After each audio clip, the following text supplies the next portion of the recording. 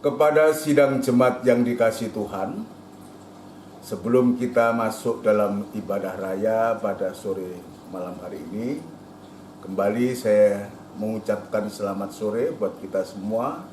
Shalom, sejahtera Tuhan kiranya tetap dilimpahkan kepada kita semua. Mari saudara sekalian, kita akan mempersiapkan diri untuk kita beribadah kepada Tuhan. Dan kita akan tundukkan kepala, kita akan berdoa kepada Tuhan. Bapa yang bertahta dalam kerajaan surga, di dalam nama Tuhan Yesus Kristus, Allah sesembahan dan pujaan hati kami satu-satunya, kembali kami datang kepadamu Tuhan dengan segala kerendahan hati kami.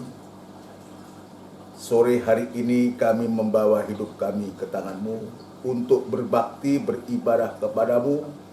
Dan sebelumnya Tuhan, ampunkan segala kekurangan kesalahan kami, sucikan hati kami supaya kami layak untuk beribadah kepada-Mu Tuhan. Terima kasih Bapa di surga, kami serahkan acara ibadah ini ke tangan-Mu Tuhan. Dari awal sampai pada selesainya kami mengundang hadirat-Mu hadir di tengah-tengah ibadah kami, untuk menolong ibadah kami sampai pun memberkati ibadah kami. Mari Tuhan, nyatakan kuasa-Mu, nyatakan kehendak-Mu, Roh-Mu Tuhan. Engkau nyatakan kepada kami untuk kami bisa memuji, membesarkan nama-Mu. Kami serahkan pula hamba-hamba-Mu yang terkait dalam ibadah ini, ya Tuhan, kiranya Engkau menolong, memberikan kemampuan surgawi Tuhan, supaya apa yang hamba lakukan dan hamba-hamba lain lakukan sungguh-sungguh berkenan di hadapan Engkau Tuhan.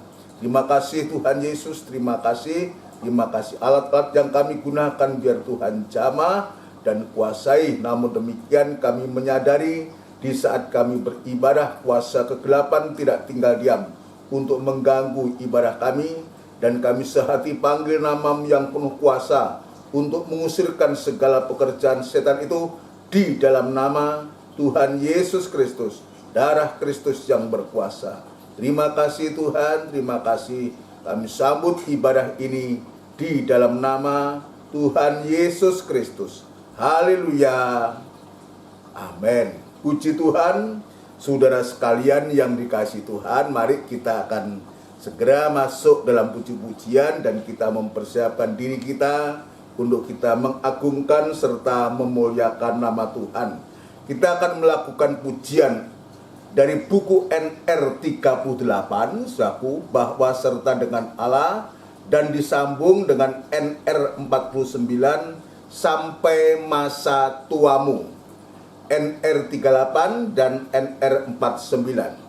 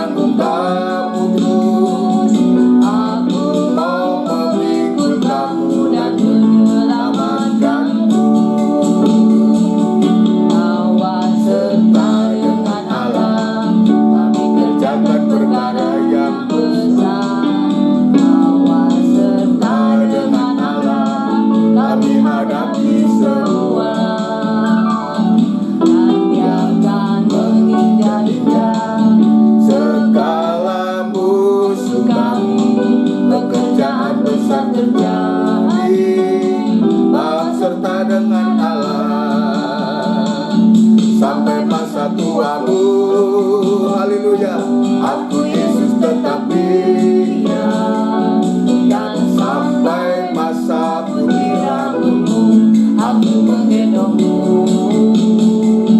Aku telah melakukannya dan mau menanggung kamu terus.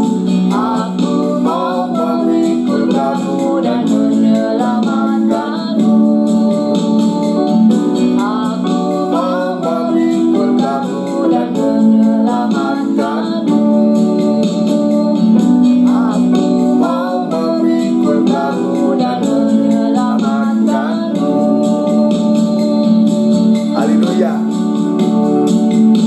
Puji Tuhan, saudara sekalian, ya, bahwa serta dengan Allah, saudara sekalian, kita sungguh-sungguh oleh kemurahan Tuhan, dan Tuhan sudah menolong, penyertaan Tuhan, berkat Tuhan sudah dinyatakan kepada kita jika kita bersama-sama dengan Allah. Ayat mengatakan siapa yang menjadi lawan kita.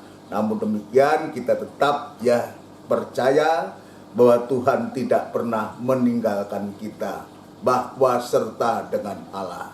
Kita harus selalu bersama-sama dengan Allah dan Allah beserta dengan kita, sehingga khususnya orang-orang tua kita, ujian ini menguatkan, memberikan harapan kepada orang-orang tua kita, juga kepada kita semua, sampai masa tuamu. Jika Tuhan izinkan kita sampai tua, ya, Yesus tetap Dia, artinya kita tetap percaya kepada Dia, dan sampai masa putih rambutmu, aku tetap menggendongmu, dan selanjutnya. Luar biasa yang Tuhan nyatakan kepada kita semua, dan itu sebabnya saudara sekalian, dengan waktu dan kesempatan lewat ibadah-ibadah ini sungguh-sungguh Dia akan membimbing kita, bahkan menggendong kita untuk sampai menyelamatkan kita. Puji Tuhan. Kita akan mempersiapkan diri kita, saudara sekalian, mempersiapkan diri kita untuk masuk dalam firman Tuhan. Kita akan lakukan pujian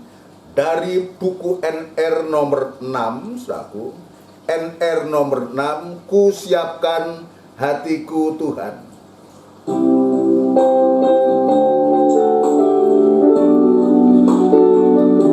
Haleluya.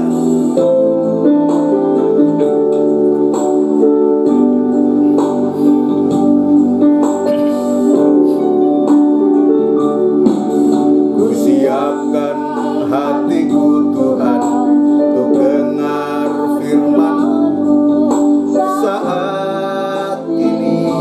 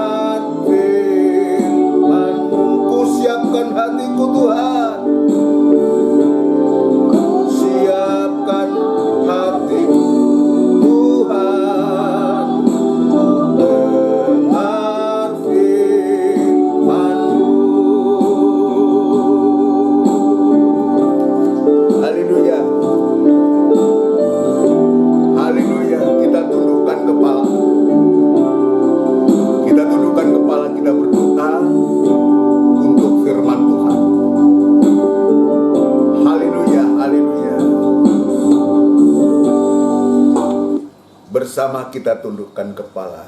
Benar Tuhan, biarlah kami belajar kepadamu Tuhan, untuk kami membaca firman-Mu kembali, mendengarkan firman-Mu.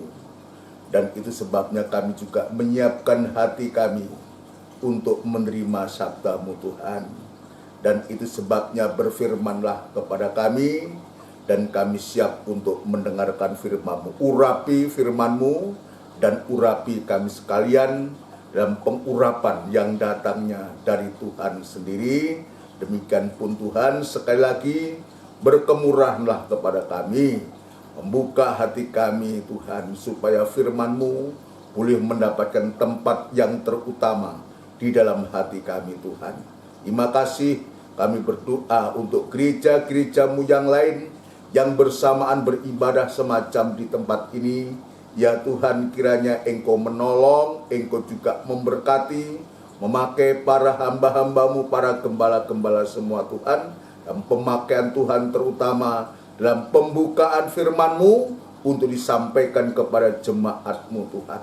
Terima kasih Tuhan, hamba tetap berserah diri kepadamu, biar kemurahan-Mu dan belas kasihan-Mu tetap Tuhan nyatakan kepada hamba.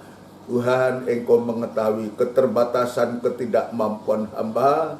Namun demikian, bila Tuhan Engkau menolong hamba untuk Tuhan mampukan menyampaikan firman-Mu dengan benar dan murni, sehingga nyata Tuhan firman-Mu boleh mengoreksi pertama-tama kepada hamba dan kepada seluruh sedang jemaat-Mu, dan sungguh-sungguh menyatakan kekurangan kami, kesalahan kami, sehingga kami boleh mengalami penyucian dan pembaharuan yang datangnya dari firman Tuhan.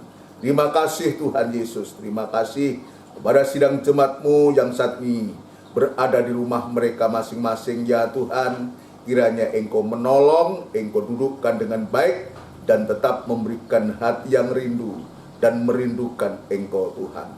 Terima kasih Bapa di surga, terima kasih kami sambut firman-Mu dalam nama Tuhan Yesus Kristus. Haleluya. Amin. Puji Tuhan. Saudaraku yang dikasihi Tuhan, sekali lagi sebelum lanjut dalam pemberitaan firman Tuhan, saya mengucapkan kepada kita semua, ya selamat sore, shalom, sejahtera Tuhan kiranya tetap dilimpahkan kepada kita semua. Tidak terasa hari ini adalah akhir dari bulan Oktober, bulan Oktober, tanggal 31 Oktober merupakan minggu terakhir untuk kita besok sudah memasuki ya bulan yang baru, yaitu bulan November. Begitu cepatnya dan dekatnya untuk kita menghadapi Desember, dan di sana ada perayaan-perayaan Natal yang akan dilakukan oleh gereja Tuhan di seluruh dunia. Dan kita belum tahu apakah kita nanti melaksanakan ya secara tatap muka atau kita masih dalam ya batas siaran tunda. Kita serahkan kepada Tuhan, dan hati ini rindu saudaraku untuk perayaan tahun ini kita bisa rayakan dengan tatap muka saudaraku. Itu kerinduan kita, tetapi kita kembali serahkan kepada Tuhan, biar Tuhan yang mengatur. Biarlah kita tidak menjadi kecewa dan tidak menjadi putus asa karena keadaan dan situasi ini. Kita serahkan kepada Tuhan, kita percayakan kepada Tuhan untuk supaya Tuhan semua yang mengatur. Namun demikian, jangan juga kita tidak mau berupaya, tidak mau berusaha, kita menyerah dengan keadaan pada keadaan semacam ini, sehingga kita tidak bisa berbuat apa-apa. Ya, itu sebabnya kita siapkan hati kita untuk kita menerima firman Allah, dan firman Allah nanti yang akan memberikan kekuatan, memberikan dorongan, memberikan semangat kepada kita untuk kita bisa beribadah kepada Tuhan. Puji Tuhan, saudara sekalian, mari kita akan lanjutkan pemeriksaan kita dalam hari-hari ini. Kita sedang memeriksa hal-hal yang sangat penting, dan itu juga kejadian-kejadian yang pernah terjadi di zaman Tuhan Yesus ini. ya bisa terjadi kembali, saudaraku, bisa terjadi kembali, ya, sehingga lewat firman Allah yang sudah kita periksa, kita dengar ini, biar kita pelajari, kita simak baik-baik, jangan sampai hal-hal itu terjadi di gereja di akhir zaman ini. Ya, bagaimana ketika Tuhan memanggil murid-murid, dan tujuan Tuhan memanggil murid itu pasti adanya satu tugas, pekerjaan atau pelayanan.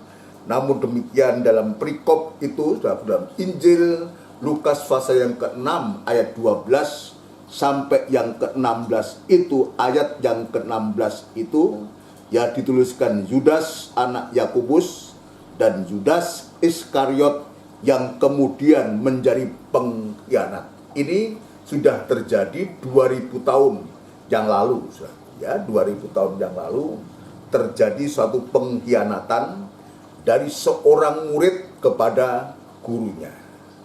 Kalau kita memandang bahwa Yudas ini seorang murid atau seorang rasul disebutkan, sebab dalam perikop ini disebutkan rasul, ya, dia satu dari antara 12 rasul itu, saku.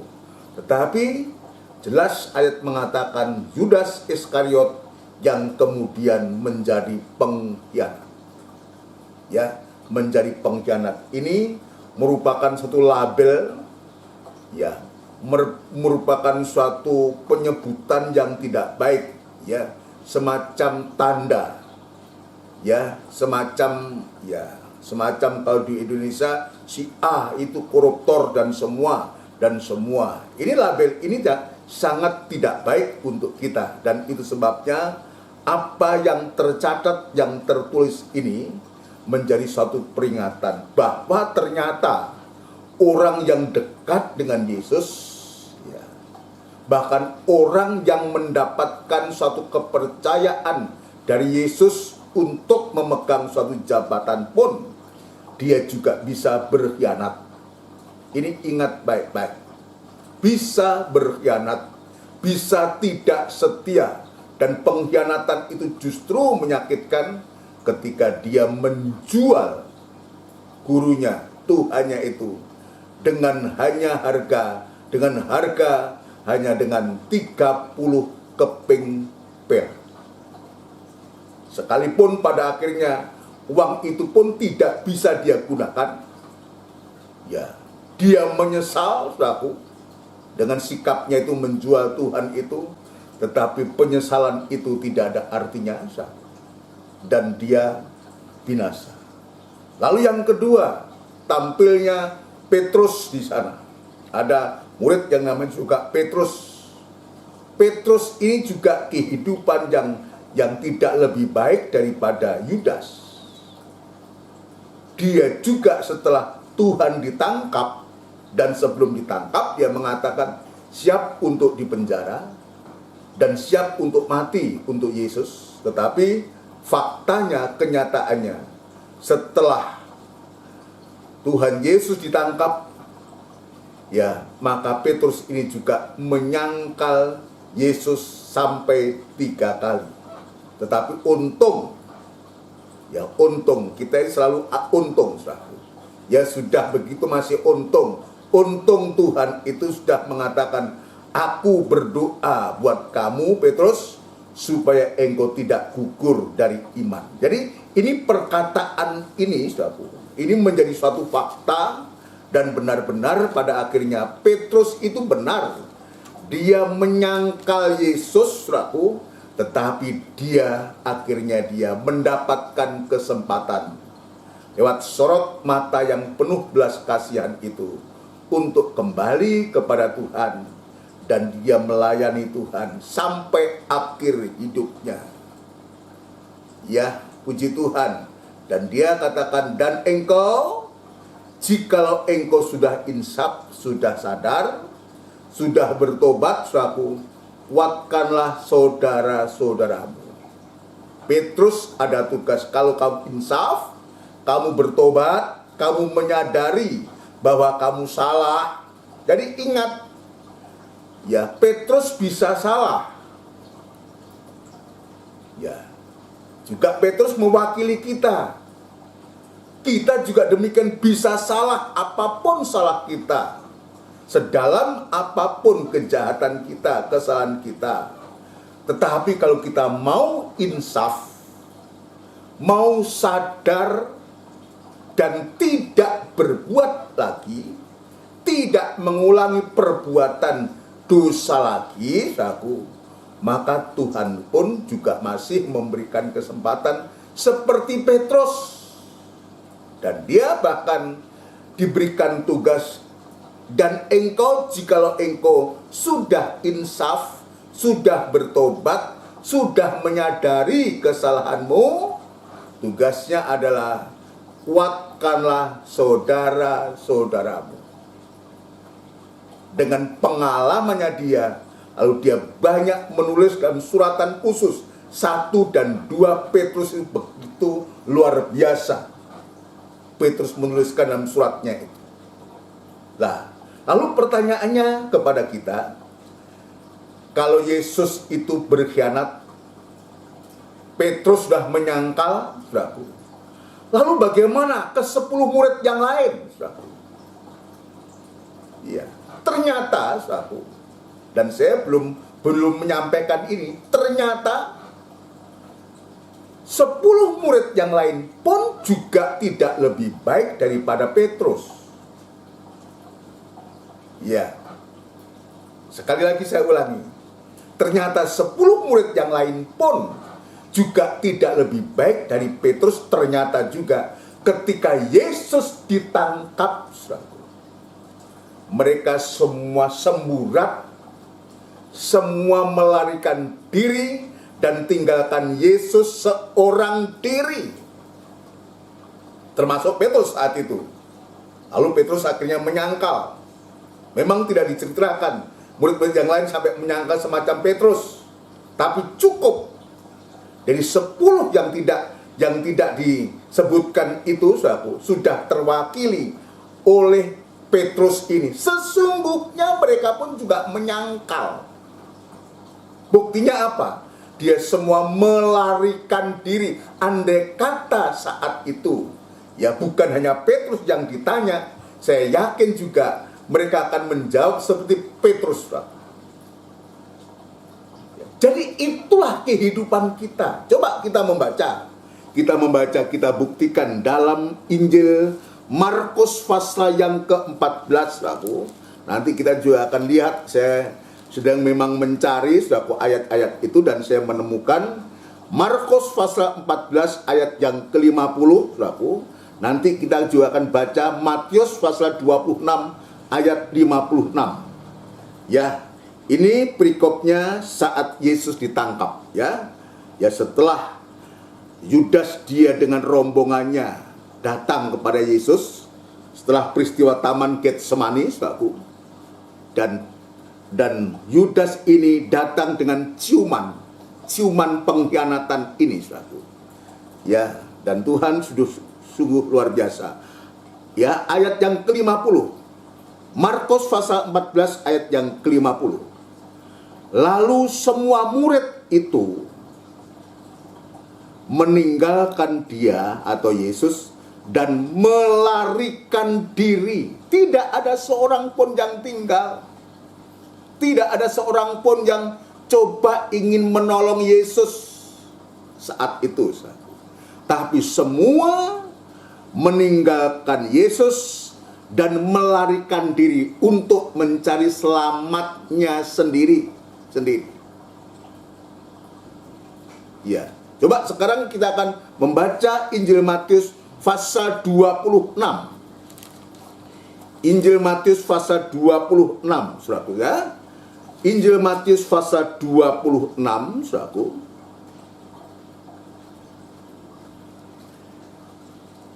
Ayat yang ke-56, saudaraku, ya. Ayat yang ke-56. Ya, ini juga peristiwanya Yesus ditangkap, ya. Dan nanti sudah bisa membaca mulai ayat 47 itu, ya, setelah Taman Getsemani selesai, saudaraku, maka di sana disebutkan waktu Yesus masih berbicara, datanglah Yudas, salah seorang dari ke-12 murid itu, dan bersama-sama dia serombongan besar orang yang membawa pedang dan bentung, disuruh oleh imam-imam kepala dan tua-tua bangsa Yahudi. Orang-orang yang menyerahkan dia telah memberitahukan tanda ini kepada mereka. Orang yang akan kucium, itulah dia, tangkaplah dia. Ya, puji Tuhan. Atau satu ayat lagi, dan segera ia maju mendapatkan Yesus dan berkata, salam Rabi. Ini salam pengkhianatan ini dari Yudas ini. Salam guru, salam Rabi. Lalu mencium dia, tetapi Yesus berkata kepadanya, hei teman, itulah maksudnya Yudas, untuk itukah engkau datang? Ya, tetapi lihat ayat yang ke-56. Akan tetapi semuanya ini terjadi supaya genap yang ada tertulis dalam kitab nabi-nabi. Lalu semua murid itu meninggalkan dia dan melarikan diri. Ini yang terjadi. Jadi sungguh-sungguh dalam peristiwa itu, makanya saya mengatakan Yudas memang berkhianat dan dia binasa. Petrus dia menyangka Yesus sampai 3 kali. Memang 10 murid yang lain tidak diceritakan. Tapi saya yakin andai kata ya dari antara 10 murid yang tidak menyangkal, yang tidak ceritakan ini, dia diperhadapkan seperti Petrus ini. Sebab Petrus punya karakter yang begitu keras. Ya, begitu keras dia itu. Keras kepala dia itu. Sebab saat dia ditangkap ya, salah satu hamba imam besar saat itu langsung ya dengan pedangnya ada putus itu telinga hamba imam besar itu, putus telinganya oleh pedang dari Petrus. Tapi toh sekeras-kerasnya Petrus tetap dia menyangkal. Artinya apa? Artinya Petrus ini juga mewakili 10 kawan-kawannya yang lain, rasul-rasul yang lain, murid-murid yang lain.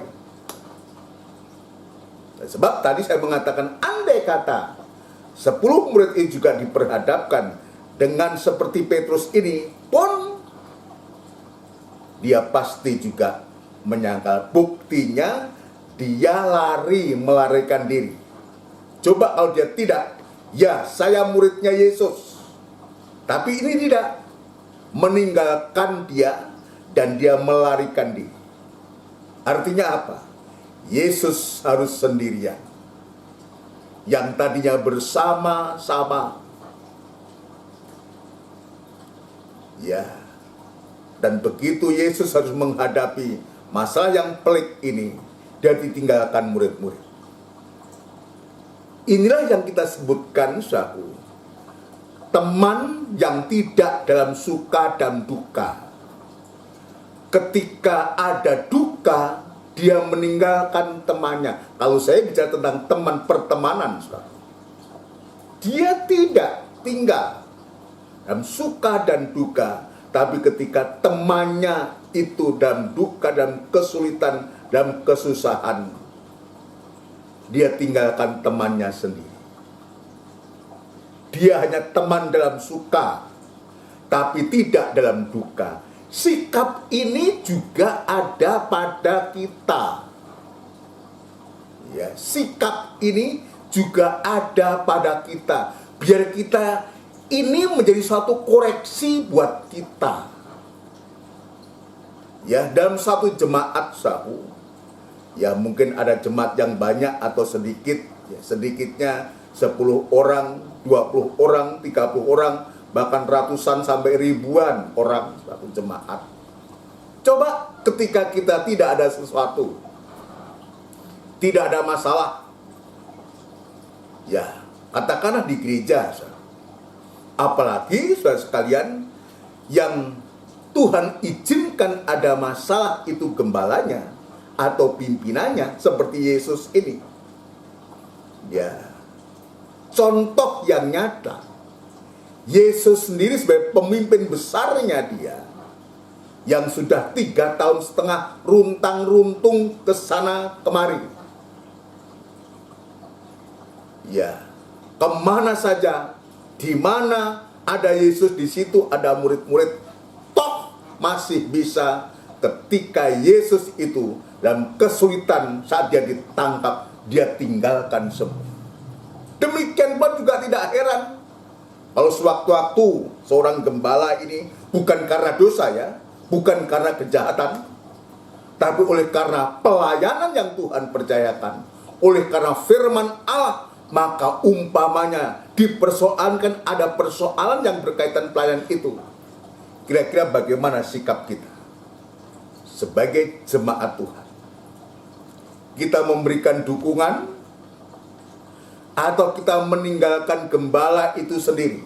Seperti halnya Yesus ditinggalkan oleh murid-muridnya semua, bahkan menyangkal.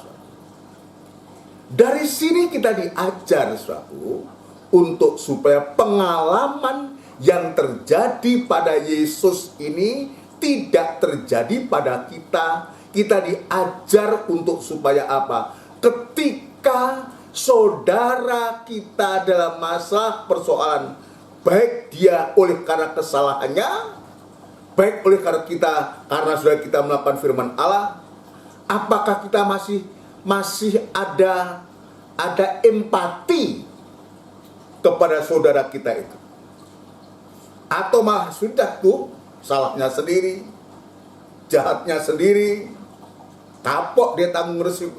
Apakah kita harus mengatakan seperti itu?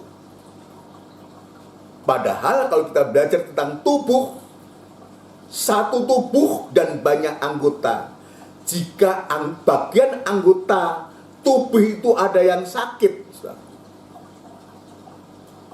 tangan kita atau kaki kita kena duri, ketelusupan itu loh, saudara. Itu semua bisa merasakan. Seluruh tubuh ini bisa merasakan rasa sakitnya. Tetapi kita tidak demikian. Yang terjadi adalah ketika rekan kita, teman kita, atau mungkin dalam keluarga kita, suami kita, istri kita, anak kita, orang tua kita diperhadapkan dengan suatu masalah, saudaraku, seringkali kita tidak ada empati. Ini koreksi teguran buatku. Saya sebagai hamba Tuhan, saudaraku, dia lewat firman Allah mendapatkan teguran yang utama, yang pertama. Bagaimana hati saya ketika ada jemaat, ada rekan yang diperhadapkan dengan situasi atau masalah yang sulit, apalagi dia oleh karena melakukan firman Tuhan. Bagaimana? Ada empati enggak? Ada simpati enggak? Apakah kita malah tinggalkan begitu saja? Seperti Yesus ditinggalkan oleh murid-muridnya. Atau mungkin teman kita, saudara kita itu ada salah satu jemaat yang mungkin oleh karena kesalahannya, dia melakukan suatu kesalahan, bahkan kejahatan mungkin. Apakah kita juga akan tinggalkan begitu? Itu kan mau-maunya sendiri. Ya kapok dia rasakan dia. Apakah kita akan mengatakan seperti itu? Atau sebaliknya, justru dengan apa yang terjadi saat itu, justru kita merasakan, iya, dia saudaraku, dia temanku, apapun juga, dia saudara dan temanku. Apalagi orang tua. Saya menempatkan diri sebagai hamba Tuhan, ya, sebagai gembala, sebagai bapak dalam jemaat. Banyak anak-anak, itulah jemaat Tuhan yang Tuhan percayakan, saudaraku. Tidak semua jemaat itu baik. Tidak semua jemaat itu juga menurut, taat dan dengar-dengaran. Mungkin aja ada orang-orang semacam Yudas, orang-orang semacam Petrus, orang-orang semacam murid-murid yang lain, saudaraku, yang semacam itu. Tapi kita lihat sikapnya Tuhan Yesus. Jadi kembali Petrus ini mewakili dari 10 murid yang lain. Ketika Petrus itu menyangkal Yesus, jelas ini suatu kesalahan, sebab Yesus mengatakan, barang siapa menyangkal aku di hadapan manusia, aku pun akan menyangkal dia di hadapan Bapa. Jadi tidak ada harapan Petrus ini. Jelas. Tapi Yesus juga tidak pernah ingkar janji. Tadi saya mengatakan, sebab Yesus sudah berdoa untuk supaya kamu tidak gugur dalam iman. Imanmu tidak gugur. Ya, dan kalau kamu insaf, untuk supaya dia bisa menolong kepada teman-teman saudara-saudara yang lain. Itu sebabnya ketika ayam berkokok, setelah Petrus menyangka ketiga kalinya sebab ayam berkokok, maka ayat mengatakan berpalinglah Yesus kepada Petrus. Dan demikian juga Petrus dia berpaling juga teringat akan apa yang dikatakan oleh Yesus. Dan dia menyesali, dia insaf, dia menyesali. Dengan tangisan itu, tangisan penyesalan. Insaf. Dan dia kembali kepada Tuhan, dipakai oleh Tuhan. Sikap inilah yang saya sedang belajar. Jelas Petrus ini dia melakukan suatu pelanggaran yang sangat berat yang tidak bisa ditoleransi lagi mestinya. Tapi Yesus menempatkan diri sebagai seorang guru, tapi dia juga menempatkan diri sebagai seorang ayah. Dia tetap saja sorot matanya. Biar ada hati ini dalam hatiku. Ini saya berdoa kepada Tuhan. Sorot mata dari Yesus. Kalau kita jabarkan sampai ke bawah, sorot mata sebagai seorang bapak, seorang hamba Tuhan, seorang gembala terhadap orang berdosa, saudara. Sorot mata yang penuh belas kasihan itu. Berupaya, berusaha untuk bisa mengangkat kembali kehidupan Petrus ini untuk menjadi kehidupan yang nanti bisa dipakai oleh Tuhan. Dan ini pelajaran buatku sebagai hamba Tuhan, juga sebagai seorang gembala. Jangan kemudian kalau ada jemaat atau anak-anak Tuhan yang ada kesalahan, lalu kita kucilkan begitu. Biar ini diampuni oleh Tuhan. Dan saya minta kepada Tuhan tidak begitu. Sebab Yesus mengatakan, aku datang bukan untuk mencari orang yang benar, tapi orang-orang berdosa.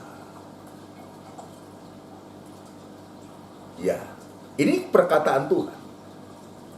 Nah, kalau Tuhan saja bersikap semacam itu, saudaraku,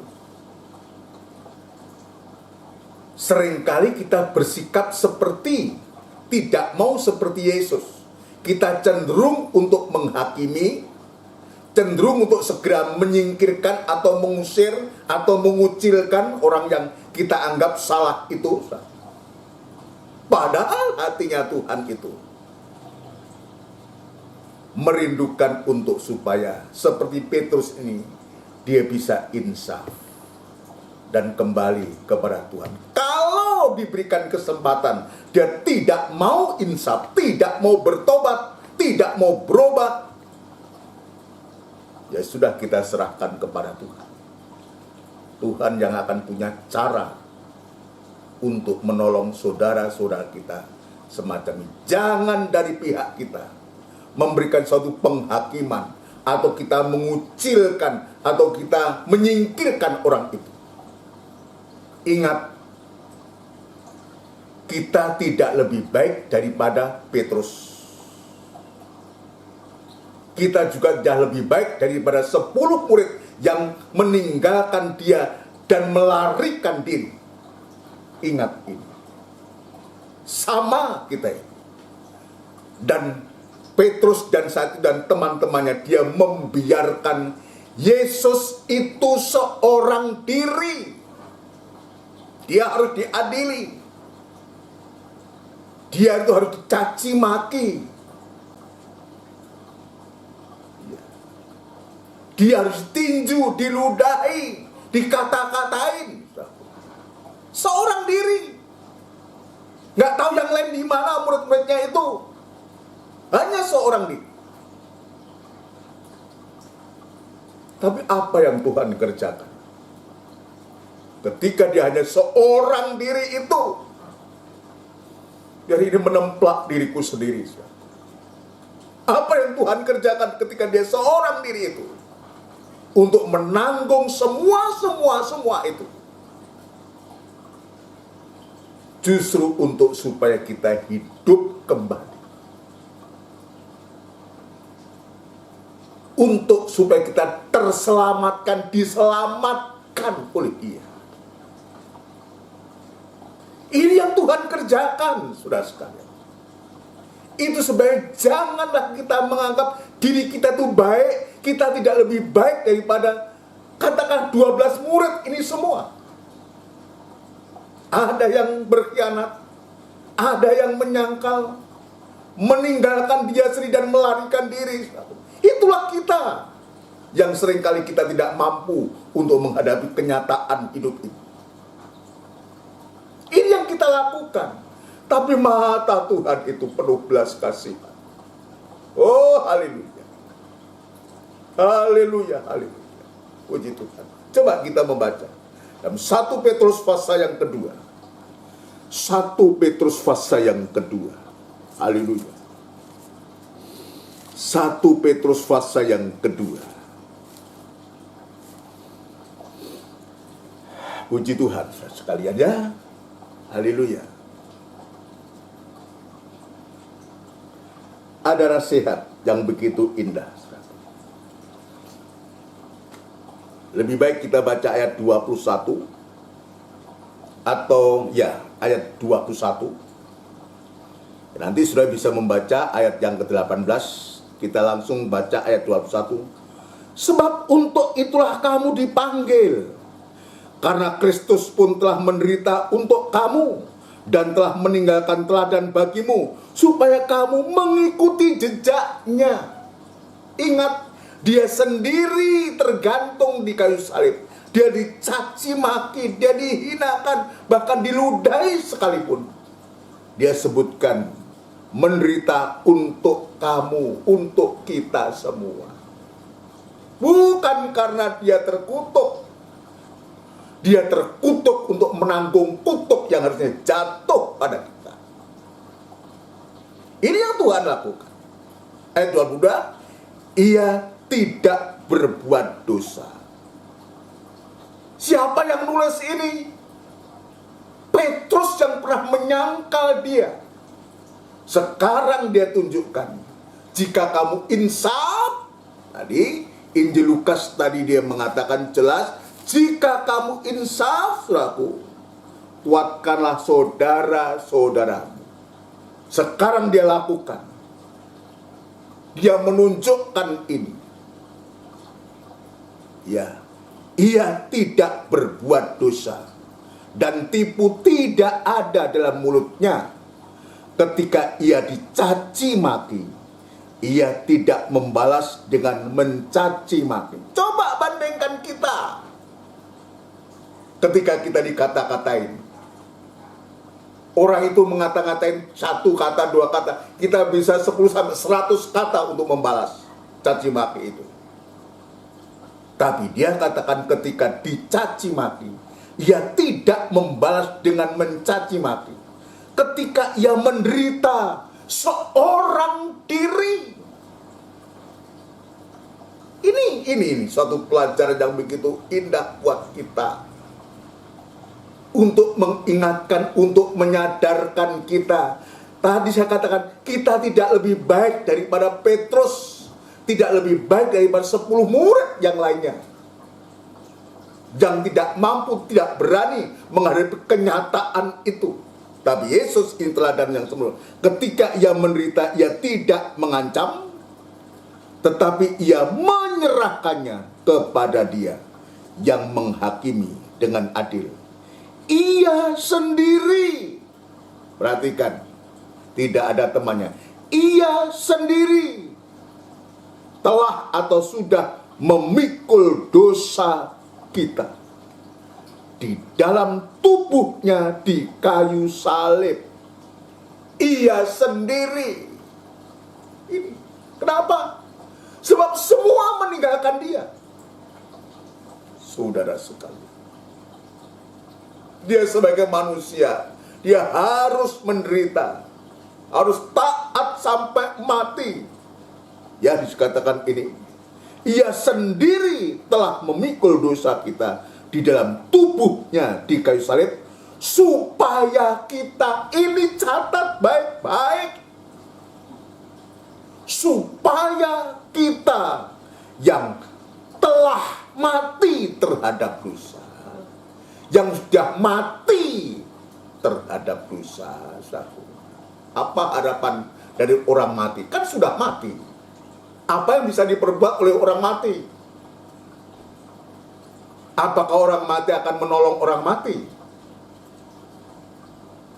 Tidak mungkin.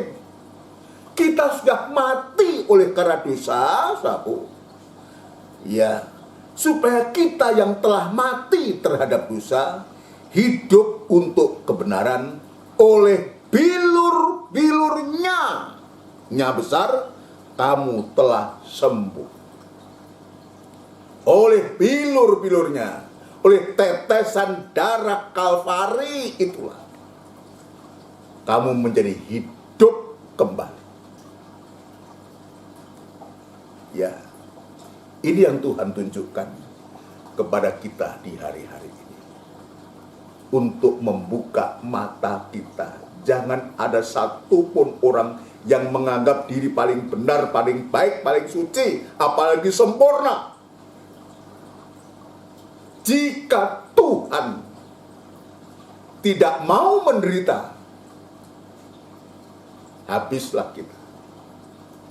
Tapi Tuhan sudah mengambil ini oleh ketaatannya kepada Dia, kepada Bapaknya. Ya, yang kita sangka dia terkena kutuk, terkena tulah. Sebab ada ayat mengatakan, terkutuklah orang yang tergantung di kayu salib. Ya, memang dia terkutuk. Tapi dia terkutuk bukan karena dosa dan pelanggaran. Dia terkutuk untuk menanggung kutuk yang harusnya kita tanggung. Saudara sekalian, ketika saudara-saudaraku sekalian, ya, di atas kayu salib, ya, dan dia harus minum anggur asam atau cuka. Anggur asam atau cuka ini adalah dosa, pahitnya dosa, dosa kejahatan kita sudah diminum, diteguknya. Dia telan, dia tanggung, dia terima. Dan dia berkata, sudah selesai. Karya penyelamatan untuk manusia kita, Tuhan sudah kerjakan di atas kayu salib. Dengan meminum anggur asam itu. Itulah dosa kejahatan kita. Dan dia katakan, sudah selesai. Karya penyelamatan itu sudah selesai. Dia sudah lakukan. Dia sudah kerjakan itu seorang diri. Haleluya. Bahkan satu, betul-betul dia seorang diri. Ketika di atas kayu salib, dia juga menyebutkan Eloi, Eloi, lama sabatan. Ya Bapa, ya Bapa, mengapa engkau meninggalkan aku? Seolah-olah dia ditinggalkan oleh Bapaknya. Sebagai anak, sebagai manusia, terpisah dengan Bapak. Tapi justru itulah yang kita bisa melihat ketaatan dari Tuhan. Ketaatan Yesus ini kepada Bapa. Coba kita baca dulu, saudara. Kita baca dulu. Yang pertama, Injil Yohanes pasal 19. Injil Yohanes pasal yang ke-19. Haleluya, haleluya. Injil Yohanes pasal 19. Saat Yesus menjelang kematiannya.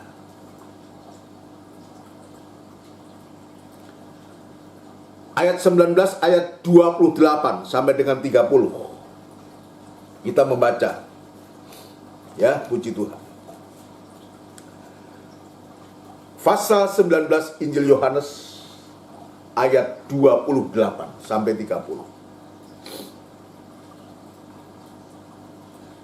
Sesudah itu, karena Yesus tahu bahwa segala sesuatu telah selesai, berkatalah ia, supaya genaplah yang ada tertulis dalam kitab suci.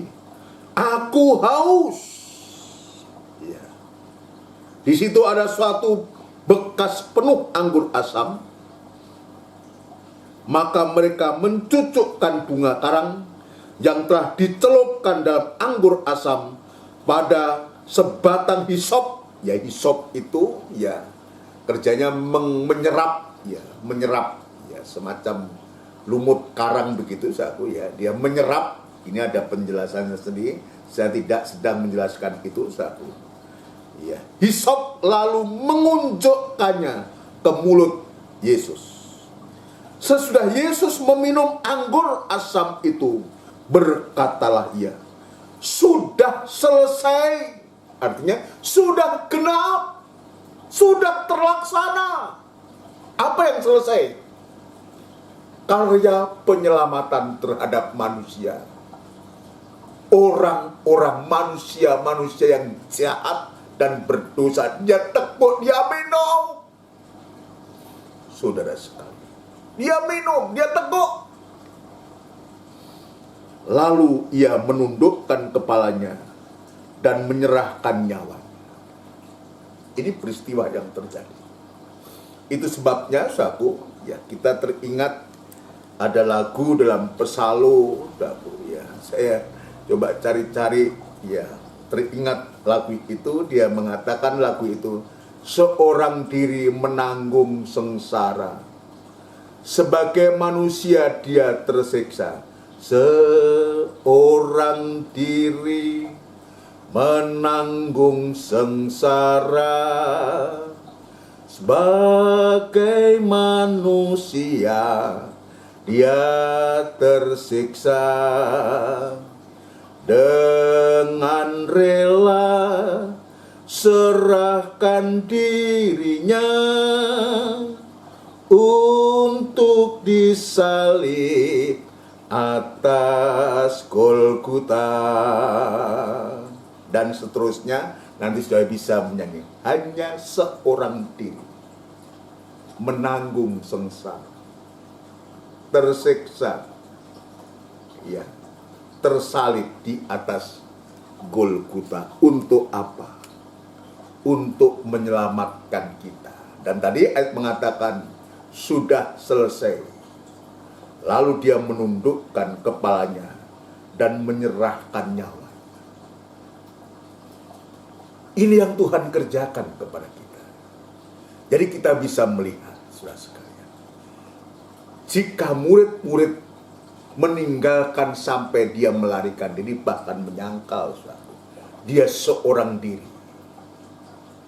Bahkan bapaknya pun dia juga seolah dia ditinggalkan oleh bapaknya. Eloi, Eloi, lama sabatan. Ya Bapa, ya Bapa, mengapa engkau meninggalkan aku? Untuk menggenapi nas Alkitab ini. Dia semua lakukan itu untuk menyelamatkan kehidupan kita, orang-orang jahat dan orang-orang berdosa, yang diwakili waktu itu oleh Petrus dan kawan-kawannya semua yang sudah meninggalkan dia seorang diri, dan dia melarikan diri dan sekaligus dia menyangkal dia untuk menebus, untuk menyangkal, ya, untuk menebus dan menyelamatkan kehidupan kita, orang-orang berdosa. Nah, persoalannya selalu sekarang, apakah yang kita kerjakan? Sebab Tuhan juga jelas mengatakan, kamu dahulu sudah mati. Tapi 1 Petrus juga mengatakan, Efesus ayat 2 juga mengatakan, tapi oleh karena kasih karunia, dia menghidupkan kamu kembali. Dia menyelamatkan kamu, menebus dosa-dosa. Dan sekarang kita sesungguhnya adalah orang-orang yang sudah selamat. Bagaimana hati kita? Keselamatan kita ini seharga kurbannya Kristus. Keselamatan kita oleh karena Yesus sudah menyerahkan nyawa, ganti kehidupan kita. Dia katakan sudah selesai. Sudah genap dia minum. Dia tanggung. Dia ambil alih, ya, kejahatan kita. Sekarang pertanyaannya, terbersit enggak dalam hati kita? Kira-kira apa yang bisa saya lakukan ya, untuk membalas kebaikan Tuhan, membalas orang yang sudah memberikan nyawa ini, sehingga aku diselamatkan oleh Tuhan. Dan tadi Petrus, dahulu kamu sesat seperti domba, dan sekarang kamu kembali kepada gembala dan pemelihara jiwa. Kita dibawa oleh Tuhan, ditarik oleh Tuhan. Dari orang berdosa, orang jahat, dan digambar sebagai domba yang sesat. Dan sekarang kita dicari oleh Tuhan. Dengan dia menyerahkan nyawa. Akulah gembala baik yang menyerahkan bagi domba-dombaku.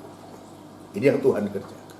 Tadi saya mengatakan, sekarang dari pihak kita, terbersit enggak dalam hati kita? Mengatakan apa yang harus kita balas untuk bisa membalas kepada orang yang sudah menyelamatkan nyawa kita.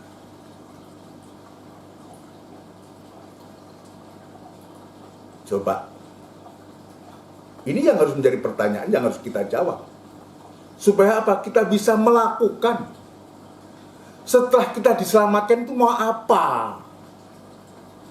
Mau diapakan keselamatan ini yang Tuhan beri dengan dengan menyucurkan darah, dengan mengorbankan nyawa ini? Apa yang harus kita lakukan? Tuhan itu tidak menuntut kita. Tapi Tuhan juga memberikan pesan lewat Rasul Petrus.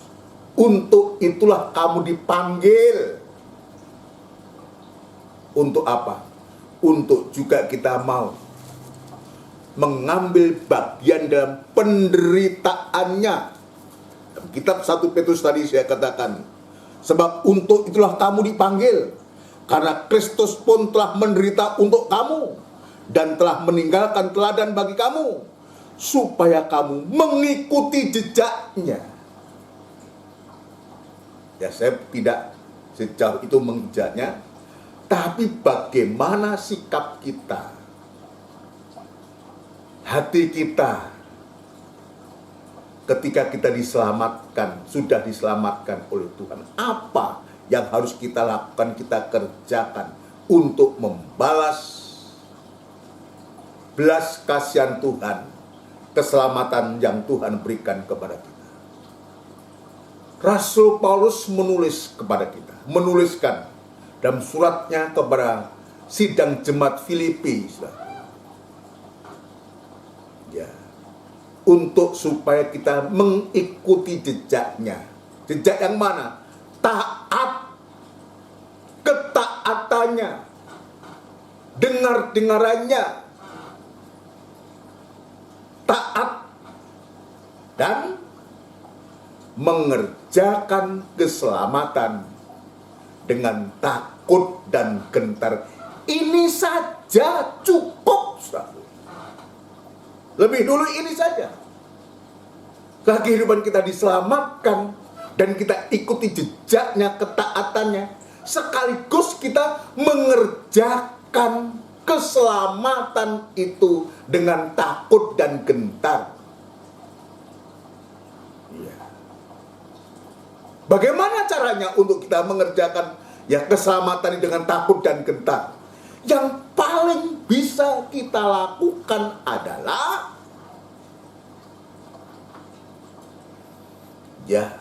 lewat ibadah. Dia tergantung di kayu salib itu satu. Sebetulnya untuk supaya memberikan kebebasan kepada kita untuk beribadah kepada Tuhan. Ibadah kepada Tuhan itu bukti bahwa kita mengerjakan keselamatan dengan takut dan gentar. Beribadah kepada Tuhan, melayani Tuhan. Ibadah dan pelayanan ini tidak bisa dipisahkan,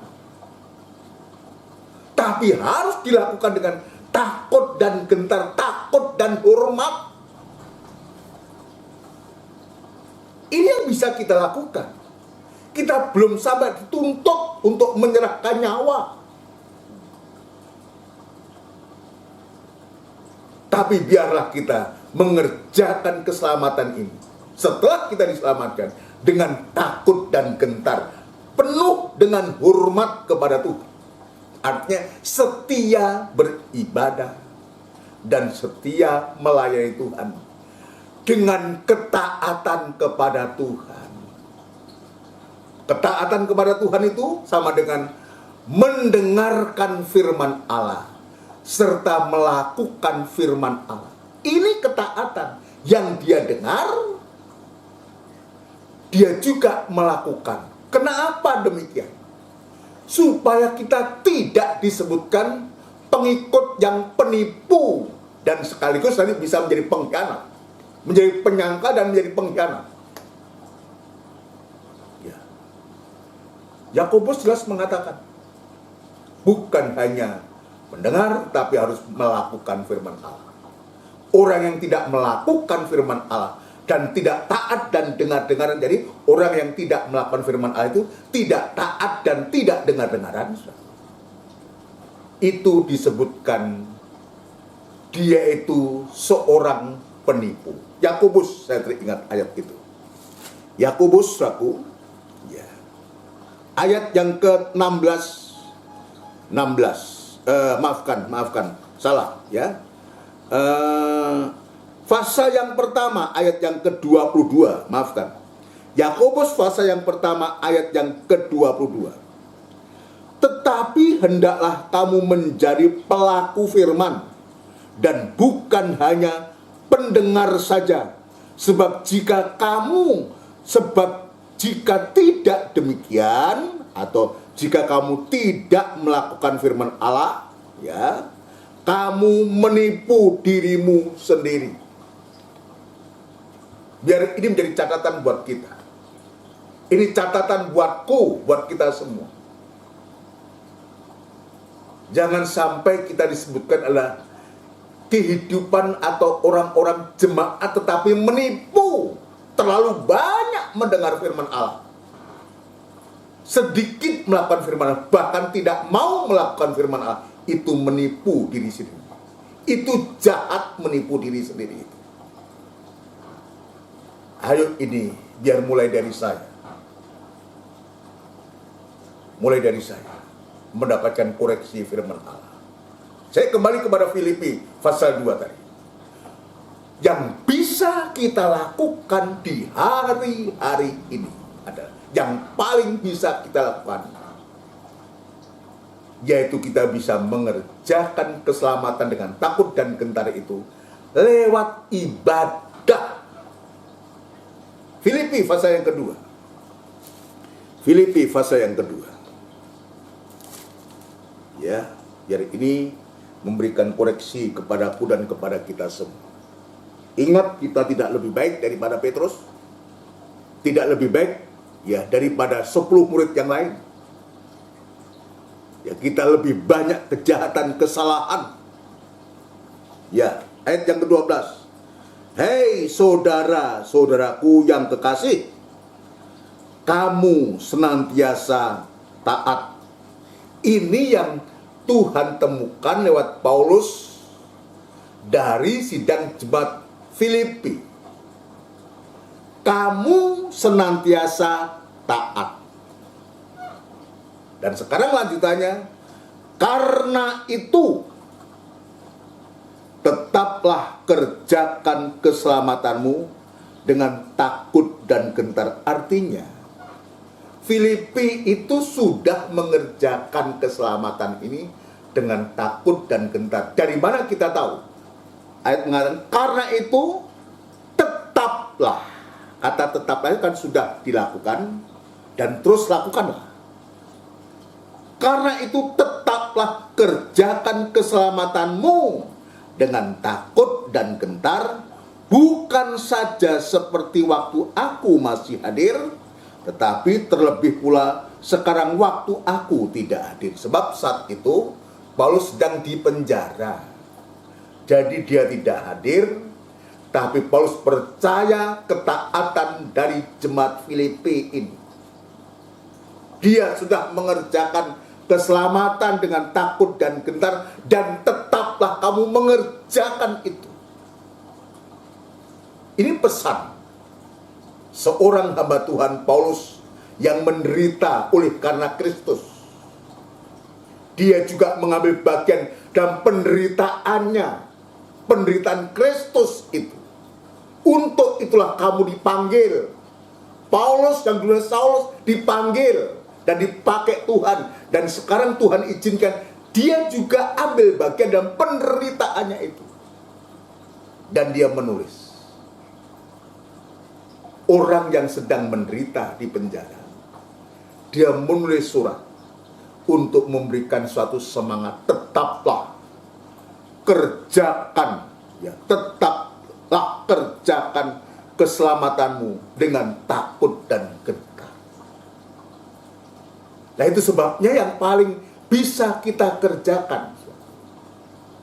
Jadi mengerjakan keselamatan ini bukan untuk supaya kita dilihat orang, bukan untuk supaya kita dipuji orang. Sebab ayat mengatakan, bukan saja seperti waktu aku masih hadir, tetapi terlebih pula sekarang waktu aku tidak hadir. Ada hamba Tuhan, ya, ada Paulus atau tidak ada Paulus saat itu, dia katakan, tetaplah kerjakan keselamatan itu dengan takut dan gentar. Mengerjakan keselamatan itu bukan untuk supaya dilihat orang atau dipuji orang atau disanjung orang, tapi biar kita lakukan itu seperti kita melakukannya kepada Tuhan. Ayo, yang paling bisa kita lakukan, ibadah kita perhatikan. Jangan kita kalah dengan keadaan. Ini seringkali kita sudah mulai goyah di hari-hari ini, saudara. Dengan adanya pandemi ini kita harus akui, kita harus jujur di hadapan Tuhan. Ketakutan. Nanti begini, nanti begitu. Kita sudah berpikir ya seolah-olah akan terjadi. Kalau demikian bisa jadi hal itu. Sekalipun kita juga harus belajar taat kepada pemerintah. Ya, kita harus taat kepada peraturan. Tetapi jangan sampai ibadah kita terganggu oleh keadaan, oleh lingkungan kita, sehingga kita ogah. Enak live streaming, enak siaran tunda. sudah enggan untuk kita bisa bertemu satu dengan yang lain. Tapi di satu sisi kita bisa melencer kemana-mana, kita bisa bepergian kemana-mana. Tapi untuk ibadah kita bisa mengatakan jangan dulu. Coba kita renungkan ini. Kita renungkan. Jadi hari-hari memang sudah mulai longgar, saudaraku, ibadah-ibadah sudah mulai dimulai, dengan orang yang jumlah yang terbatas, dengan prokes. Ayo, kita bangkit, kita semangat. Kita sedang mau mengerjakan tetaplah kerjakan keselamatan dengan takut dan gentar. Ayo, sekali lagi saya mengatakan, kita semua juga berkegiatan kemana-mana. Kenapa kita tidak risau dengan itu? Kenapa kita tidak takut? Tetapi kenapa kalau ibadah kita mulai membatasi diri? Padahal cuma 1,5 jam, 1 jam atau 1,5 jam. Nah ini kalau kita tidak bangkit, saudaraku, maka setan akan menggunakan kesempatan itu, akan membuat kita tidak berkutik nanti, tidak berdaya. Cobalah kita renungkan, apa kita hari-hari tidak berkegiatan? Apa kita nggak ketemu orang atau kumpul orang di pekerjaan kita? Kan kita juga bertemu orang. Kita bekerja, kita berkegiatan. Coba kita pikirkan baik-baik. Kita tunjukkan ketaatan kita. Tetap mengerjakan keselamatan dengan takut dan gentar. Lewat ibadah yang paling gampang, lewat pelayan yang Tuhan percayakan kepada kita. Saya harus sudah memulai suatu ibadah-ibadah ucapan syukur. Dalam skop yang kecil, ada ibadah-ibadah yang lain. Saya harus kerjakan. Saya hamba Tuhan. Ada orang-orang tertentu yang minta dilayani. Harus dilayani. Orang meninggal, orang sakit. Harus dilayani. Inilah cara untuk supaya kita membalas kebaikan Tuhan, di mana Tuhan sudah menyerahkan nyawa ganti kita, mengerjakan keselamatan dengan takut dan gentar lewat ibadah-ibadah yang Tuhan percayakan kepada kita. Sekarang kita memang masih mungkin live streaming, saya tuh, ayo kita lakukan aja. Saya akan melakukan apa yang harus saya lakukan sebagai hamba Tuhan untuk memberitakan Injil ini. Ya, puji Tuhan, untuk supaya kita tidak bersalah di hadapan Tuhan. Tidak bersalah di hadapan Tuhan. Tetapi sebaliknya, jangan juga nanti kita beribadah, tujuan ibadah itu hanya untuk hal-hal yang lain. Jangan. Ada orang beribadah yang motivasinya berbeda-beda. Ada yang beribadah memang dia beribadah kepada Tuhan untuk bertemu Tuhan, tapi juga ada beribadah hanya sekedar untuk supaya bisa dilihat orang. Ada orang beribadah hanya untuk supaya aku diberkati, supaya menjadi kaya.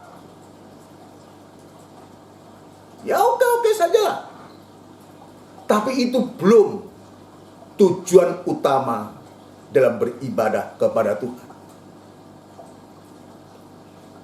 Tujuan ibadah kita itu kepada Tuhan untuk memuliakan dan membesarkan Dia, karena kita sudah berhutang nyawa kepada Dia. Sekaligus kita banyak meninggalkan Tuhan ketika kita ada masalah-masalah persoalan. Tapi Tuhan itu baik kepada kita, selalu menarik kita kembali, selalu menarik kita kembali. Ayo saudara sekalian, motivasi ibadah kita harus jelas, yaitu ibadah kalau disertai rasa syukur itu memberikan keuntungan besar. Jadi jangan kita beribadah mai Tuhan hanya untuk mencari keuntungan besar. Nanti buntung kita. Kita nggak untung tapi buntung. Karena itu yang kita cari. Padahal ayat mengatakan kalau kita terima ibadah itu dengan rasa syukur, Tuhan itu sudah menyiapkan keuntungan besar, baik untuk hidup sekarang ini maupun hidup yang akan datang. Hidup yang akan datang itu artinya hidup yang belum kita jalani, tapi di dalam ibadah itu sudah terkandung janji, dan janji itu ya dan amin. Untuk hidup sekarang ini artinya hidup yang sedang kita perlukan, yang sedang kita jalani, hidup yang sedang kita butuhkan. Banyak kebutuhan itu, baik untuk hidup sekarang ini maupun hidup yang akan datang. Ini Tuhan siapkan. Kalau kita setia kepada Tuhan, taat kepada Tuhan, mengerjakan keselamatan itu dengan takut dan gentar, maka berkat itu pasti mengalir. Belum habis datang berkat, silih berganti, dan Tuhan itu tidak pernah menipu kita. Nomor satu yang terpenting, cari kerajaan Allah serta kebenarannya, maka sekaliannya akan kutambahkan kepadamu. Apa sekalian itu? Yang menyangkut kebutuhan kita untuk sekarang ini, bahkan yang akan datang. Kalau kita mencari ibadah itu dengan benar, mencari ibadah itu berlandaskan firman atau kebenaran. Carilah kerajaan Allah serta kebenarannya. Biar ini menemplak kita, mengoreksi kita, untuk kita membuka hati. Tuhan sedang memberikan kesempatan kepada kita untuk bagaimana kita bisa membalas kasih-Nya Tuhan itu. Dia sudah memberikan nyawa. Dia seorang diri menanggung sengsara untuk keselamatan kita. Dan keselamatan sudah kita dapatkan, sudah kita peroleh ketika mulut kita mengaku, hati kita percaya, kita diselamatkan. Dan sekarang harus kita mengerjakan keselamatan itu dengan takut dan hormat atau takut dan gentar. Lewat ibadah, lewat pelayanan yang Tuhan percayakan. Ialah firman Allah pada sore malam hari ini dan ibadah raya ini mengoreksi, menegur kita untuk supaya kita kembali. Ya Tuhan, jika Engkau tidak seorang diri, tapi Engkau sudah seorang diri menanggung sengsara, bukan karena dosanya, tapi oleh karena dosa kita. Dia sudah meminum cawan murka Allah yang harusnya jatuh kepada kita. Dia minum, dia tekuknya. Dan dia katakan, sudah genap, sudah selesai. Dan sekarang kita diberi tugas untuk mengerjakan keselamatan itu dengan takut dan gentar. Amin, saudara sekalian. Mari kita akan akhiri ibadah kita. Akhiri ibadah kita dengan kita menyanyi dari buku NR, saudaraku. Buku NR 384. ku nantikan janji Allah. Janji Allah itu ya dan amin, saudara sekalian. Ku nantikan janji Allah. NR 384.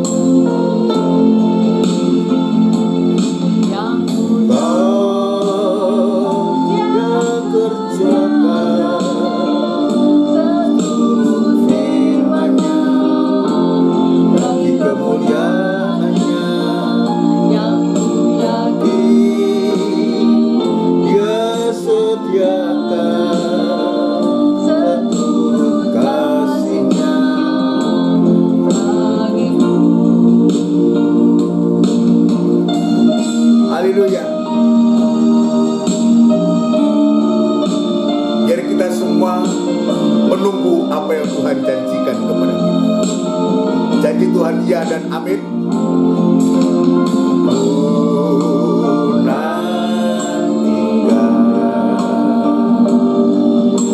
Janji Allah digenapi dalammu. Harapkan yang terbaik terjadi di dalamku, yang tahu Dia kerjakan seturut firman-Nya bagi kemuliaan-Nya, yang yakin Dia sediakan seturut kasih-Nya bagiku. Haleluya. Oh haleluya.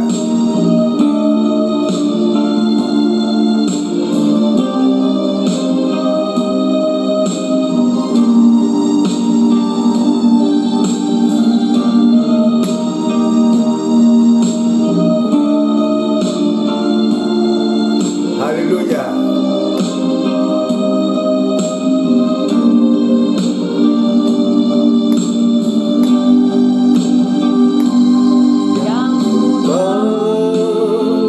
Dia kerjakan seturut firman-Nya bagi kemuliaan-Nya, yang ku yakin Dia sediakan seturut kasih-Nya bagiku, yang ku tahu Dia kerjakan seturut firman-Nya bagi kemuliaan-Nya, yang ku yakin Dia sediakan seturut kasih-Nya bagiku. Bersama kita tundukkan kepala. Dia tidak pernah menipu kita. Dia tidak berdusta. Kita yakin bahwa janji-janjinya Allah itu akan digenapkan. Puji Tuhan, kita tundukkan kepala. Benar Tuhan, kami meyakini bahwa Engkau tidak pernah menipu kami, tidak pernah berdusta, dan kami juga yakin bahwa Engkau pasti menepati janji-janji yang Engkau janjikan kepada kami. Dan itu sebabnya Tuhan, kami syukur berterima kasih kepadamu untuk lawatan-Mu sore malam hari ini yang begitu indah mengingatkan kami kehidupan-kehidupan yang sudah selamat untuk supaya kami tetap mengerjakan keselamatan dengan takut dan gentar lewat ibadah-ibadah, lewat pelayanan-pelayanan yang Tuhan percayakan di hari-hari ini. Sebab kami tahu lewat janji firman-Mu bahwa dalam ibadah itu mengandung janji untuk saat-saat sekarang ini maupun untuk saat yang akan datang yang kami belum jalani Tuhan. Terima kasih Tuhan untuk firman Allah pada sore malam hari ini sudah melawat kami, sudah memberkati kami dengan limpahnya Tuhan. Kami menyadari Tuhan, banyak kurang dan salah setelah firman-Mu dibentangkan kepada kami, khususnya kepada hamba ini dan seluruh sedang jemaat-Mu. Ampunkan kesalahan kekurangan kami, seringkali kami kurang sungguh Tuhan untuk bisa mengerjakan keselamatan itu. Ampuni, sucikan kami, supaya di hari-hari mendatang kami boleh menggunakan waktu yang ada ini bisa mengerjakan keselamatan itu dengan takut dan gentar kepadamu Tuhan. Terima kasih Tuhan, terima kasih Engkau sudah memberkati kami, biar berkat tersimpan dalam hati kami dan menjadi iman dan menjadi perbuatan dalam kehidupan kami sehari-hari Tuhan. Terima kasih Bapa, terima kasih di dalam nama Tuhan Yesus Kristus kami alaskan doa dan sembahyang kami. Haleluya, amin. Puji Tuhan. Saudaraku yang dikasihi Tuhan, demikianlah rangkaian ibadah raya pada sore malam hari ini. Tuhan sudah memberkati kita sekalian. Puji Tuhan. Mohon perhatiannya untuk jadwal ibadah ke depan ini ya. Untuk hari Rebo nanti saudara sekalian kita kembali ya beribadah dalam ibadah PA ya. Ada ibadah PA yang disertai dengan perjamuan suci. Ya, hari Rebo ibadah PA disertai dengan perjamuan suci dan dilanjutkan hari Kamis itu merupakan ibadah doa dan penyembahan. Dan karena kita belum tatap muka, belum di gereja, dari penyembahan itu ya kita gunakan untuk kita mendengarkan firman Allah. Nanti kalau sudah tatap muka tentu akan berbeda lagi ya. Puji Tuhan. Lalu kita kembali pada Minggu Raya. Untuk Minggu Raya minggu depan ini merupakan minggu yang pertama, saudaraku. Dan untuk itu kita akan disertakan dengan ibadah raya. Minggu depan akan disertakan dengan perjamuan suci. Bagi saudara yang mau mengikuti untuk bisa mempersiapkan ya hostinya atau roti dan cawan atau anggurnya ya, untuk bisa mengikuti kegiatan-kegiatan ibadah. Ini yang bisa saya sampaikan. Nanti kita tetap akan berdoa untuk ibadah-ibadah kita. Kapan kita akan beribadah tatap muka, kita serahkan kepada Tuhan.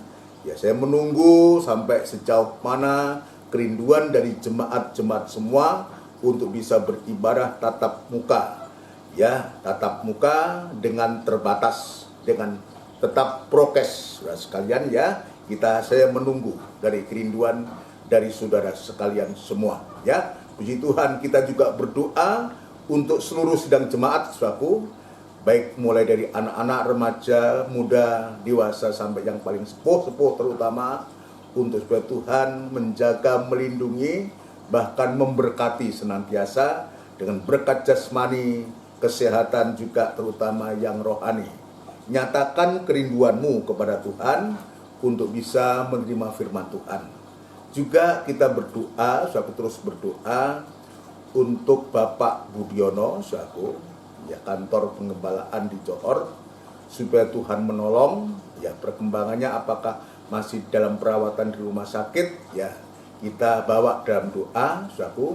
Juga kita berdoa untuk Ibu Ani Waro Ya, saya belum tahu kapan jadwalnya untuk menjalani operasi. Biar Tuhan juga turut campur tangan. Berdoa pula untuk Om Edwin dalam pemulihan supaya sehat kembali.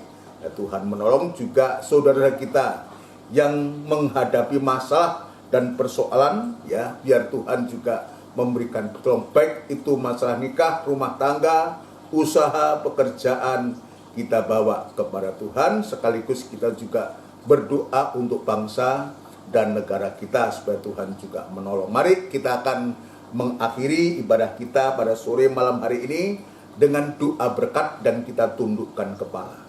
Tidak putus-putusnya Tuhan kami mengucapkan syukur dan terima kasih kepadamu.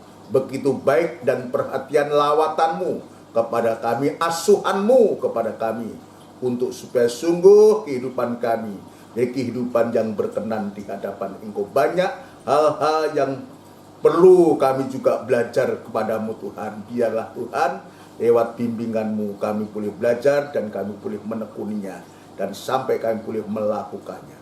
Terima kasih Tuhan. Terima kasih Engkau sudah memberkati kami semua. Kepada seluruh sidang jemaat Tuhan, Engkau memberikan kerinduan hati untuk tetap setia Tuhan dalam ibadah-ibadah yang Engkau sudah sediakan kepada kami. Dan nyatakan Tuhan, nyatakan kerinduan dari anak-anak-Mu akan firman-Mu Tuhan. Terima kasih Tuhan. Terima kasih kepada sidang jemaat-Mu Tuhan, baik anak-anak, remaja, pemuda, dewasa sampai yang paling sepuh sekalipun. Kami bawa kepadamu dimanapun saat ini berada. Engkau juga ada di sana. Apa yang sedang dibutuhkan, diperlukan oleh anak-anak-Mu, biar Tuhan juga menolong yang dalam masalah persoalan nikah, rumah tangga, usaha, pekerjaan. Biar Tuhan menolong sekaligus memberkati Tuhan. Terima kasih Bapa di surga. Terima kasih nama-nama yang sudah kami sebutkan, baik itu Pak Budiono maupun Ibu Ani Warau, juga Om Dona, Om Edwin, ya Tuhan, juga nama-nama yang tidak sempat kami sebutkan namanya. Dimanapun saat berada jemaat Tuhan, Tuhan kami doakan biar Tuhan mengulurkan tangan kasih-Mu untuk menolong setiap kehidupan ini. Namun demikian kuasa kegelapan selalu mengganggu, merintangi Tuhan, terutama sidang jemaat-Mu, dan dalam kelemahan tubuh, Tuhan kami serahkan ke tangan-Mu. Dan kami panggil nama yang penuh kuasa untuk mengusirkan segala pekerjaan setan itu di dalam nama Tuhan Yesus Kristus, darah Kristus yang berkuasa. Terima kasih Tuhan. Terima kasih bangsa dan negara kami, Republik Indonesia yang kami cintai. Ya Tuhan, kiranya Engkau juga menolong, memberkati bangsa kami lewat pemimpin-pemimpin bangsa ini Tuhan. Engkau menolong Bapak Presiden, Wakil Presiden, jajaran Menteri, pejabat tinggi negara di pusat, di daerah, TNI, Polri, bahu-membahu untuk mengatasi bangsa, memimpin bangsa, mengatur bangsa ini. Dan itu sebenarnya memberikan hikmat marifat yang dari surga, sehingga kebijakan-kebijakan yang diambil oleh pemerintahan kami itu sungguh-sungguh berpihak kepada seluruh rakyat Indonesia. Dan Tuhan pasti juga memberikan pertolongan yang ajaib. Jauhkan dari kerusuhan, dari pertempuran, dari apapun juga yang tidak berkenan kepada Engkau, dan satukan bangsa ini Tuhan untuk hidup rukun, damai, sejahtera, untuk bisa saling menghargai satu dengan yang lain, terutama anak-anak-Mu bisa ada keleluasaan untuk beribadah kepadamu. Terima kasih Tuhan, terima kasih. Ntar kami akan berpisah, mau beristirahat malam, kami kembali menyerahkan hidup kami sepenuhnya kepadamu, seluruh sidang jemaat-Mu semua Tuhan, dan dimanapun mereka berada, baik di Surabaya, di luar kota Surabaya, bahkan di Jakarta sekalipun, biar Tuhan juga menolong. Terima kasih Tuhan, terima kasih. Saudaraku yang kekasih, biarlah rahmat, anugerah, cinta yang besar yang datangnya dari Allah Bapa dalam kasih-Nya, Tuhan Yesus Kristus dalam keselamatannya dan persekutuan Roh Kudus-Nya, kiranya menolong, menyertai kami sekalian saat ini sampai selama-lamanya Engkau datang yang kedua kali. Terima kasih Tuhan. Di dalam nama Tuhan Yesus Kristus kami alaskan doa dan sembahyang kami. Haleluya. Amin. Amin. Selamat malam saudara sekalian. Ya puji Tuhan, salam sehat buat kita semua. Amin.